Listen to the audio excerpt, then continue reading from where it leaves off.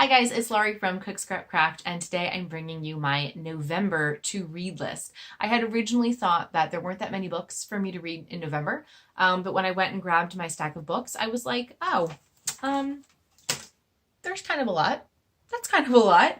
I think I just kind of forgot about some of them, to be quite honest with you, and that's not really great because I still have about 4 books left from my October to read list that I still have to do. So, yeah.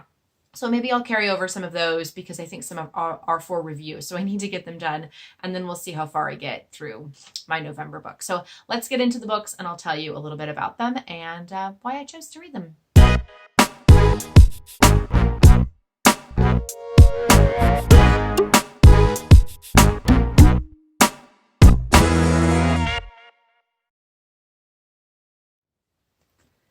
Okay, we're going to start things off with some library books. So this one, You're a Miracle and a Pain in the Ass by Mike McHargue. Mike McHargue, I think that's how you say it. I think this was another library book that just kind of appeared in my search list. I was searching for something else and this came up and I was like, hey, that sounds kind of interesting. I know I say that a lot. I say interesting a lot. I think if there's a word that I overuse, it's probably interesting. But this is kind of, I guess, in the vein of self-help.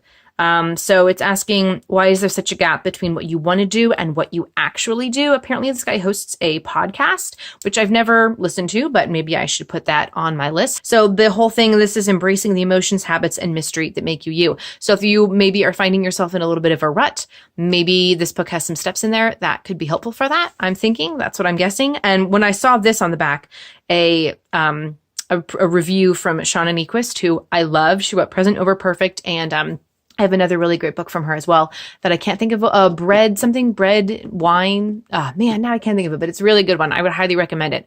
When I saw that she recommended this book, I was like, yeah, this is definitely something that I want to read. And then also another book from the library, Marie Lu's Rebel. I don't know why. Maybe someone else does. I haven't really been up on my Marie Lu news, but I don't know why it took so long for this book to come out. It came out in 2019, and I have actually read the other books in the series. I'm trying to look to see if it has them listed, all the names. It's a legend novel, but I feel like the last book that came out was like 4 years ago. So it's been a really long time since I've read any of the other books. I was totally confused thinking that this was a brand new book from her. And then I was like, wait, no, it's not. And I've read the other 2. So I'm going to have to go back to look at my reviews to kind of give myself a refresher before I dive into this one. But I'm definitely excited. I think this is the last one. I think Legend Prodigy Champion. Oh, maybe where there were 3 books. I think I read all 3. So this is the 4th book. I'm so confused. I'm going to have to go back and look, but definitely I'm glad that I'm able to read what I assume is the finale of the series, finally. And then in books to review, I have Rita Clifton's Love Your Imposter, Be Your Best Self, Flaws and All. This book came through my inbox and I was like, oh my gosh, yes, because it's all about getting over your imposter syndrome, which is definitely something that I struggle with on a daily basis. Here you've got a quote from Hillary Rodham Clinton on the front, so you know she's authorized the book. She's given it her approval. It's just about kind of like how you, even though you might feel like an imposter, how you can take control of that and live fearlessly both in your personal and professional life. So I'm really looking forward to this one. I have a feeling that if you are looking to turn a new page in 2021, this might be the book to do it. I also finally got a review copy of Modern Manners for Moms and Dads. I think I had requested this a long time ago or earlier this year. I'm not totally sure. But I finally got the copy of the book and it's published by Mango. And it's just about how to it's just a parenting guide basically for the modern mom and dad. So things that your parents, your grandparents might have done. Today's parents might need some new advice, some new ways to handle certain social situations when you're parenting in public. So I'm definitely looking forward to reading this book. It looks like very informative. It's a pretty thick book actually. So I'll definitely post a review of this one when I'm done. And can I just say my child has drawn on the wall, but she didn't mean to do it because she was using the wall as a flat base so she could color a coloring page. And I'm like, child, color on like a book. Don't do it on the wall. But anyway, no big deal.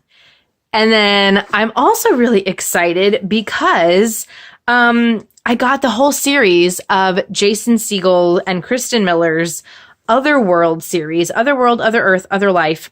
I believe it starts off with Otherworld. And yes, it is the Jason Segel that you were thinking of, the actor. I think I got an autographed copy of something of his at many book expos ago, but it wasn't an actual book. It was just a sampler. So I didn't actually keep it around, but I probably should have. That was maybe dumb. Or maybe I put just his autograph in my scrapbook. I don't know. But I had no idea that he was publishing a whole book series. So Otherworld is the first one. Then it was Other Earth. And now there's this new one, Other Life. So I think this one came out very recently. So I'm going to try to, obviously, I'm going to try to do like a whole review of this series together, so probably won't get done for November, but definitely before the end of the year, I will try to get all 3 of these books read so that I can kind of let you know what I think of the whole series, you know. But thank you so much to the publisher for sending these to me because, you know, they could have just sent me this book and I could have been like, I don't know what's going on. But when I told them I've never read the series, they sent me all 3. So very big props to them for letting me do that. This is really exciting. And then the last book that I have to read is another young adult novel published by Soho Teen, Finding My Voice by Marie Myung-Ok Lee. This book actually, it comes out on December 1st, but it's actually a reprint of a book that came out, I think in the 90s. So it's the point of view of an Asian American girl and her experience trying to fit into her, you know, suburban world, typical American suburban world. And I think at the time when this was first published, it was kind of groundbreaking, like the first like young adult novel. I think it still speaks to today's teens, or it still will, based on the experiences of this character. We've got a foreword here by Kat Cho.